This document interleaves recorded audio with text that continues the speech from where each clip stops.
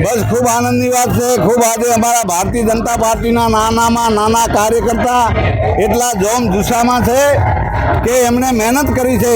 ભારતીય જનતા પાર્ટીના કાર્યકર્તાની મહેનત રંગ લાવી છે એ સંગઠન દ્વારા, અને જે નાના મોટા કાર્યકર્તાએ મહેનત કરી છે એ બધા જાણે છે કે મોદી સાહેબની કેન્દ્રમાં સરકાર, ગુજરાત સરકાર પણ ભારતીય જનતા પાર્ટીની ભૂપેન્દ્ર પટેલ સાહેબની સરકાર એટલે વિકાસને મત આપ્યો છે। એટલે અમને બધાને ખૂબ રાજીપો છે કે વાવની જનતા છે એ ખરેખર ઝવેરી છે, જાગૃત થઈ છે અને વિકાસના વેગ આપ્યો છે। એ બદલ વાવની જનતાનો ખૂબ આભાર। નવીનજીએ નિવેદન કર્યું હતું કે 23 તારીખે ભાભરમાં ડિસ્કો કરીશું। એ તો થઈ જવાનો, ડિસ્કો થઈ ગયો। અઢારે આલમ આજે ઉમંગમાં ઉત્સાહમાં છે નવીનજી ડિસ્કો કરવા, અને એ તો અમે પણ ડિસ્કો કરી લીધી, આમાં કાંઈ વાંધો નહીં।